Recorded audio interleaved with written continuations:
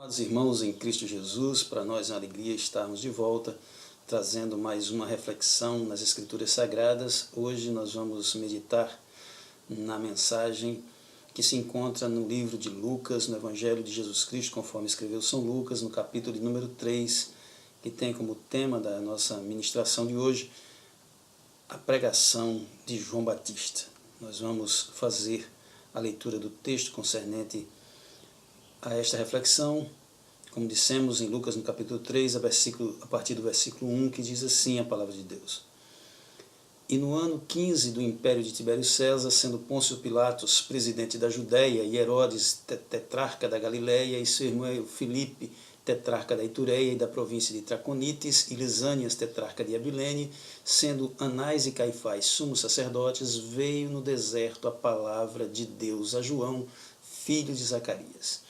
E percorreu toda a terra ao Jordão, ao redor do Jordão, pregando o batismo de arrependimento para o perdão dos pecados, segundo o qual estava escrito no livro das palavras do profeta Isaías, que diz: Voz do que clama no deserto, preparai o caminho do Senhor, endireitai as suas veredas, todo o vale se encherá e se abaixará todo o monte outeiro, e o que é tortuoso se endireitará, e os caminhos escabrosos se aplanarão, e toda a carne verá a salvação de Deus.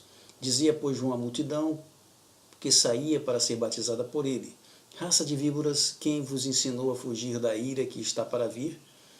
Produzi, pois, frutos dignos de arrependimento, e não comeceis a dizer em vós mesmos: temos por pai Abraão, porque eu vos digo que até destas pedras pode Deus suscitar filhos a Abraão. E também já está posto o machado à raiz das árvores. Toda árvore, pois, que não dá bom fruto, corta-se e lança no fogo. E a multidão interrogava, dizendo: que faremos, pois? E respondendo João Batista, disse-lhes: quem tiver 2 túnicas, reparta com quem não tem, e quem tiver alimentos, faze-o da mesma maneira. E chegaram também os publicanos para serem batizados, e perguntaram-lhe: Mestre, o que faremos? E ele lhes disse: não peçais mais do que vos está ordenado. E os soldados o interrogaram também da mesma maneira, dizendo: e nós, o que nós faremos? E ele lhes disse: a ninguém trateis mal, nem defraudeis, e contentai-vos com o vosso soldo. E estando o povo em expectação e pensando todos de João em seus corações, se porventura João seria o Cristo, o Messias prometido, respondeu João a todos, dizendo: eu, na verdade, batizo-vos com água, mas eis que vem aquele que é mais poderoso do que eu, do qual não sou digno de desatar a correia das alparcas. Esse vos batizará com o Espírito Santo e com fogo. Ele tem a pá na sua mão, e limpará a sua eira, e ajuntará o trigo no seu celeiro, mas queimará a palha com fogo que nunca se apagará. Amados irmãos, esse trecho que nós lemos faz referência ao início do ministério de João Batista e sua pregação no deserto. O primeiro versículo diz assim, que no ano 15 do império de Tibério César, sendo Pôncio Pilatos presidente da Judéia, Herodes tetrarca da Galiléia, seu irmão Filipe tetrarca da Itureia, da província de Traconites, Lisânias tetrarca da Abilene, sendo Anás e Caifás sumos sacerdotes, veio no deserto a palavra de Deus a João, filho de Zacarias. Meus amados irmãos, dentro do contexto histórico de Israel, nós observamos que entre a última profecia, as últimas profecias registradas no Antigo Testamento e as profecias iniciadas, descritas no Novo Testamento por meio de João, houve um silêncio profético em Israel por cerca de 400 anos. E esse intervalo de tempo que nós podemos registrar entre uma folha do livro de Malaquias, que é o último livro do Antigo Testamento, e a folha inicial de Mateus, que é o primeiro livro do Novo Testamento, esse passar de página durou na história de Israel cerca de 400 anos de silêncio profético naquela nação. E João Batista, ele começa a sua pregação. João Batista, ele começa a anunciar o arrependimento para perdão dos pecados. Em que contexto estava sendo pregada esta palavra? Herodes o Grande havia morrido e seus filhos foram repartidos a região da Palestina entre seus filhos, e também depois assumiu uma parte daquela região Pôncio Pilatos. Eram chamadas as tetrarcas, né, as tetrarquias, as regiões divididas em 4 partes da região da Palestina. E em meio a esse contexto político, a opressão dos romanos sobre toda aquela região, domínio à força sobre o povo escravizado, o povo judeu mais uma vez sob o domínio de um povo estrangeiro. Haviam também, no contexto religioso, Anás e Caifás, Anás sogro, Caifás genro, eram sumos sacerdotes naquela época. E ali nós vemos e podemos inferir nesse contexto que Anás e Caifás, eles estavam de mãos dadas com o poder dominador daquela época. Eles estavam ali subservientes à autoridade romana. A própria autoridade romana, ela destituía sacerdotes e colocava a seu bel prazer, de acordo com seus interesses e as suas necessidades. Só que a palavra de Deus não veio aos palácios, não veio aos templos. A palavra de Deus, depois de 400 anos de silêncio profético, veio para João, o filho de Zacarias, no deserto. Ali já se cumpria uma profecia, quando do profeta Isaías, cerca de 700 anos antes de Cristo, profetizando, ele enaltecia a figura de um Elias que viria, e aquele Elias, que está lá escrito em Isaías 40, do 3 ao 5, ele seria a voz do que clama no deserto. E a sua missão era preparar o caminho do Senhor, endireitar as suas veredas. E assim fazendo, os vales se encheriam e se abaixariam os outeiros, os montes. Aquilo que era tortuoso se endireitaria e os caminhos escabrosos se aplanarão. Era comum quando uma autoridade, ainda hoje é comum, quando uma autoridade superior vem para uma determinada região, as pessoas daquela região prepararem as condições logísticas para receber aquela autoridade máxima. E João Batista, ele estava com a missão de preparar os caminhos daquele que viria, o Messias, o Rei de Israel, prometido nos profetas. E mais, toda a carne veria a salvação de Deus. Nós estamos vendo aqui já um princípio de anúncio do Evangelho, de boas novas, de salvação para todo aquele que cresce. Descrevendo as características de João Batista, no capítulo 1 de Lucas, também fala que ele viria para converter os corações dos pais aos filhos. Ele teria uma missão de transformação naquele lugar. João Batista hoje é um símbolo que podemos tomar para a igreja contemporânea.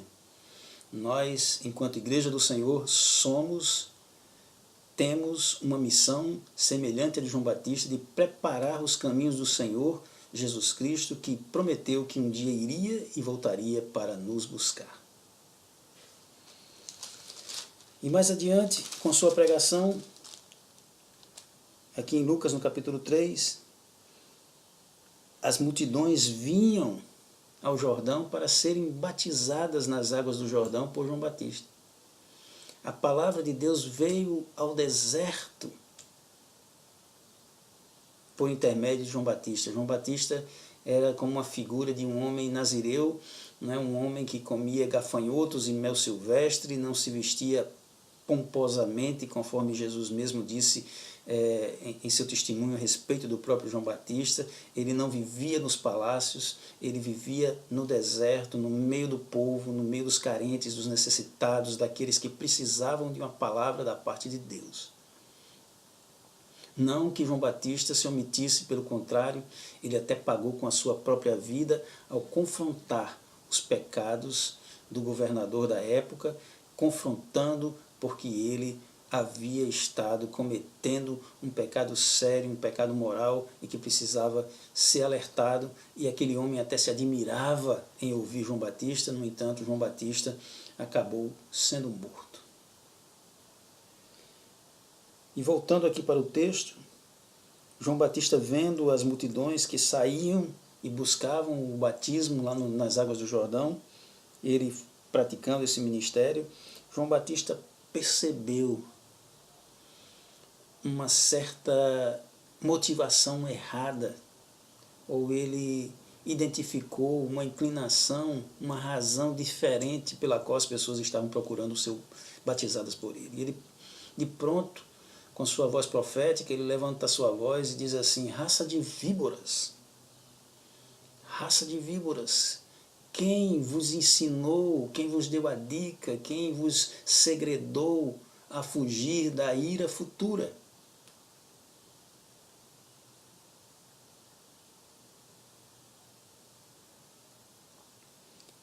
E ele, deixando essa pergunta no ar, ele vai além, ele vai buscar as motivações pelas quais as pessoas deveriam ser batizadas. E ele diz aqui: produzam, pois, frutos dignos de arrependimento. O batismo de arrependimento para perdão dos pecados seria seguido de frutos que demonstrariam que verdadeiramente as pessoas estavam arrependidas. Arrependimento é dar meia volta, é metanoia, é mudança de mente, mudança de coração, mudança de direção, é dar as costas para o pecado e se voltar para Deus. E ele exemplifica dizendo que as pessoas que acorriam a ele para serem batizadas, ele aconselhava dizendo: não digam em vós mesmos que nós temos por pai Abraão, porque eu vos digo que até destas pedras pode Deus suscitar filhos a Abraão. Ou seja, fazer parte de uma linhagem religiosa, fazer parte de um grupo religioso, ter um sobrenome religioso, participar de uma denominação religiosa, isso não garante salvação. A salvação é por meio da graça oferecida por Deus. E também ele diz assim: porque eu vos digo que até destas pedras pode Deus suscitar filhos a Abraão. E também já está posto a raiz, está posto o machado à raiz das árvores. Toda árvore, pois, que não dá bom fruto, corta-se e lança-se no fogo. E aqui nós podemos explorar vários assuntos a respeito desse texto. Nós vemos aqui que Lucas ele ilustra bem o cenário em que João Batista estava, era um cenário de deserto, com algumas árvores e com algumas situações que poderiam mostrar aquele cenário daquele deserto. Ele disse: olha, o machado já está levantado, está posto à raiz da árvore. E toda árvore, pois, que não dá bom fruto, corta-se e lança-se no fogo. Uma árvore, ela tem que ter a natureza de árvores. Uma árvore, como disse o próprio Senhor Jesus Cristo, de uma árvore, de uma figueira que produz figos, não se pode colher abrolhos. Ou de uma árvore boa não se pode colher maus frutos e vice-versa. De uma árvore má não se pode colher bons frutos. fala a respeito da natureza, fala a respeito da qualidade do fruto, fala a respeito do tempo de frutificar. Aqui em Lucas, no capítulo 13, Jesus conta a parábola de uma figueira estéril, e essa figueira de Jesus, que um certo homem tinha uma figueira plantada na sua vinha, e foi este homem, o dono da vinha, representando Deus, procurar pelo fruto naquela videira que representa uma pessoa, e disse ele ao vinhateiro, aquele que cuidava da vinha, que representa o Espírito Santo neste texto: eis que há 3 anos que venho procurar fruto nessa figueira e não acho. Então o dono da vinha diz: corte ela, porque que ela ainda está ocupando um lugar inutilmente aqui neste lugar? Mas o Espírito Santo de Deus, que é aquele que trata conosco também, ele intercede ao dono da vinha, ele fala com o dono da vinha e lança uma proposta ao dono da vinha, dizendo: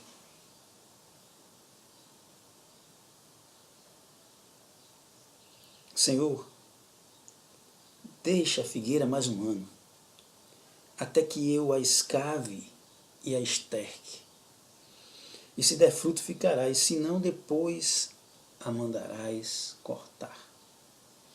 Aqui representa o grande amor de Deus, que está nos dando dia após dia oportunidades de arrependimento, oportunidade de produzirmos frutos de arrependimento, oportunidade de nos apresentarmos a Deus produzindo algo que Ele se agrade. E João Batista ele vai expressar alguns exemplos desse tipo de fruto que agrada a Deus. Então, dito isto, ele disse assim, a multidão, interrogando, diz assim: que faremos, pois?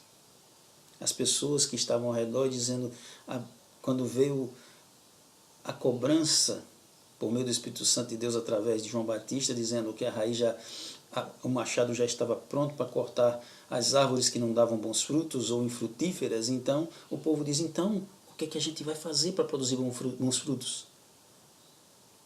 E a resposta de João Batista foi essa: primeiramente, quem tiver 2 túnicas, reparta com quem não tem, quem tiver alimentos, faça isso da mesma maneira. Haviam necessitados naquela região. Haviam pessoas carentes naquela região. Carentes de coisas essenciais e básicas, como o alimento e o vestir. E Deus se identifica com essas pessoas e diz por meio de João Batista: olha, vocês querem dar frutos, então vejam os necessitados da sua geração e acorram a socorrê-los em suas necessidades. É muito bom, é muito cômodo, é muito confortável para nós irmos para as nossas igrejas bem trajados, bem alimentados, bem perfumados, mas não estamos algumas vezes conseguindo enxergar necessidades essenciais, básicas de pessoas que às vezes estão até ao nosso redor. Não estou falando nem de pessoas que estão à margem da sociedade. Falo até de pessoas que estão dentro da própria igreja, convivendo conosco e passando necessidades e privações, e nós, às vezes, algumas vezes, não conseguimos enxergar. Serve de alerta para nós esse texto. Depois, João continua ministrando, e chegam também uns publicanos para serem batizados e perguntam: mestre, o que é que nós devemos fazer? E João Batista lhes responde: não peçam mais do que o que vos está ordenado. Aqui João Batista ele fala a respeito de alguns homens que tinham uma função de coletar impostos, chamados publicanos, e aqueles homens tinham uma particularidade: eles eram recrutados, assim como alguns soldados, eram recrutados da própria nação israelita, ou seja, era judeu coletando imposto de judeu para entregar ao imperador romano. Quando foram perguntar a Jesus a respeito da coleta dos impostos, Jesus respondeu: dai a César o que é de César e dai a Deus o que é de Deus. E os coletores, aos coletores, João Batista orienta, aconselha, dizendo: não peçam mais daquilo que vos está ordenado. Ou seja, sejam honestos. Não sejam trapaceiros. Não queiram enriquecer ilicitamente. Zaqueu é um exemplo de um homem daquela mesma época que era um publicano, coletor de impostos, e ele queria ver Jesus, subiu numa árvore, Jesus chamou ele pelo nome e disse: desce depressa, Zaqueu, porque hoje me convém pousar em tua casa. E Zaqueu, com o coração quebrantado, transformado, convertido, fala para o Senhor dizendo: Senhor, eu estou arrependido, Senhor, eu estou arrependido e quero dizer, olha, se tenho defraudado alguém, eu quero restituir quadruplicadamente. Era uma atitude de alguém que estava sendo transformado pelo poder do Evangelho, que nos dá atributos morais e éticos para vivermos no meio dessa geração.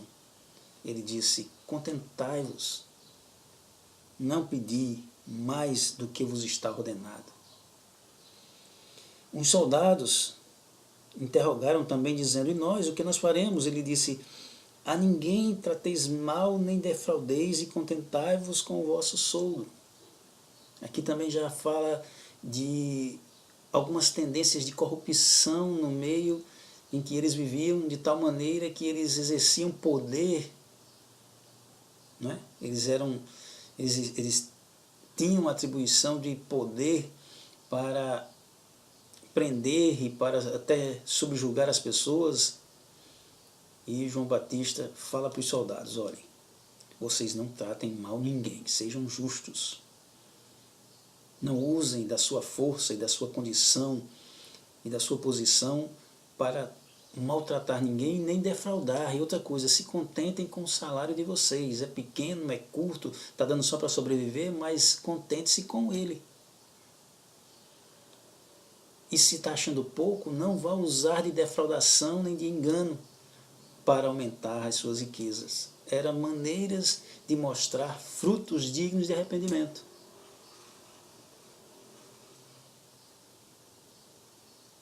Depois dessa ministração, o povo ficou impactado. O povo ficou na expectativa. E naquela expectativa, eles começaram a conjecturar e a pensar: bom,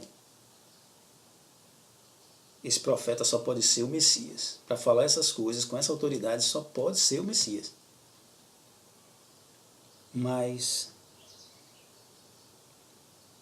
João responde a eles dizendo: eu, na verdade, batizo-vos com água. Mas eis que vem aquele que é mais poderoso do que eu, a quem eu não sou digno de desatar a correia das alparcas. Esse vos batizará com o Espírito Santo e com fogo. João estava dizendo o seguinte: eu não sou Messias.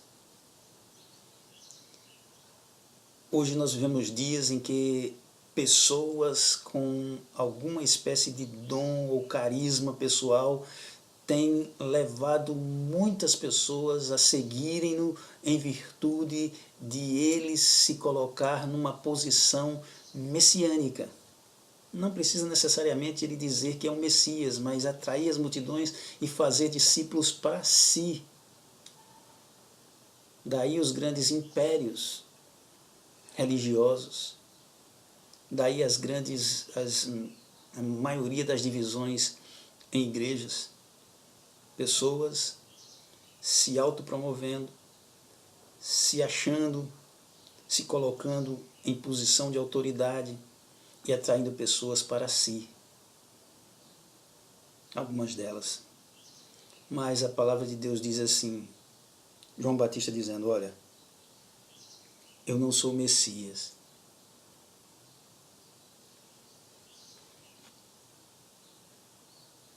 Quando ele batizou a Jesus, ele disse assim, eis o Cordeiro de Deus que tira o pecado do mundo, foi revelação de Deus. Quando João Batista teve a revelação de Jesus vindo ao Jordão para ser batizado. Depois, quando ele estava preso em virtude da sua proclamação e confrontação dos pecados do governador, ele chegou e disse, mandou um mensageiro a Jesus e disse assim, Senhor, és tu aquele que havia de vir ou aguardamos outro? E Jesus, ele disse, olha, os sinais estão se cumprindo.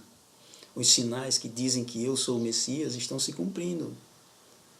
E levaram essa mensagem para João Batista. E depois que saíram os mensageiros, João disse, vocês foram ver aqui no deserto um bambu, uma cana agitada pelo vento? Não.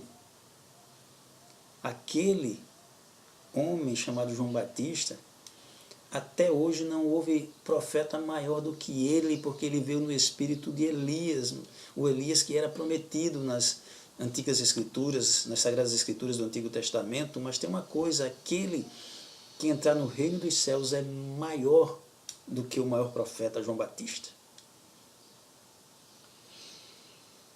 Coisa boa é quando o homem não se louva, mas quando Deus louva o homem. Quando Deus engrandece, exalta e honra para a sua glória e para o seu louvor. E não há nenhum mérito, não há nenhuma honra humana, e muito menos motivo de orgulho, mas só motivo de graças, de alegria e de glorificação ao nome do Senhor por isso. E para encerrar, João Batista diz, esse vos batizará com o Espírito Santo e com fogo. E aqui há alguma divergência em relação a alguns pensamentos de alguns autores. Alguns dizem que esse batismo com o Espírito Santo é uma só ação de Deus. Quando o Senhor derrama do seu Espírito Santo em Pentecostes e as pessoas são cheias do Espírito Santo e falam em novas línguas, e aquele fogo é o fogo purificador e é o fogo transformador do Espírito, capacitando para fazer a obra do Senhor, para ser testemunhas de Cristo. E também tem outra orientação, outro pensamento, que separa esse batismo com o Espírito Santo e com fogo, e esse fogo, conforme na sequência o próprio João Batista diz, ele, o Senhor, ele batizará com o Espírito Santo e com fogo, e ele tem a pá na sua mão, limpará a sua eira, juntará o trigo no seu celeiro, mas queimará a palha com fogo, que nunca se apaga. Aqui dá um sentido de juízo. Fogo, normalmente nas Escrituras Sagradas, representa juízo, quando não purificação, em outros aspectos, juízo. E assim o Senhor, ele vai tratar com todas as pessoas de maneira justa, no grande dia do Senhor. E a palavra de Deus diz assim, quem vos ensinou a escapar da ira futura, da ira que está para vir? E graças a Deus que nós, ao ouvirmos este Evangelho, ao ouvirmos também que existe um juízo por conta de não caminhar neste caminho estreito, ou seja, fazer uma opção pessoal e deliberada por um caminho largo, graças a Deus que muitos, ao conhecerem essa verdade, eles estão tomando uma atitude de sair do caminho largo, do caminho que conduz à perdição, e entrando pelo caminho estreito, um caminho que conduz à vida, o caminho do arrependimento, da metanoia, da renovação da mente, para experimentar a boa, perfeita e agradável vontade de Deus. Que Deus os abençoe, que Deus vos conceda cada dia mais a graça de, a exemplo do ensino de João Batista, procurando dar frutos de arrependimento, o Senhor, naquele grande dia, quando Ele vier ver a sua vinha e colher frutos das nossas árvores, Ele possa ver o fruto do seu trabalho e estar satisfeito. E que Deus vos abençoe em Cristo Jesus, para a honra e glória do seu santo nome, e até uma próxima oportunidade, se assim o Senhor nos permitir.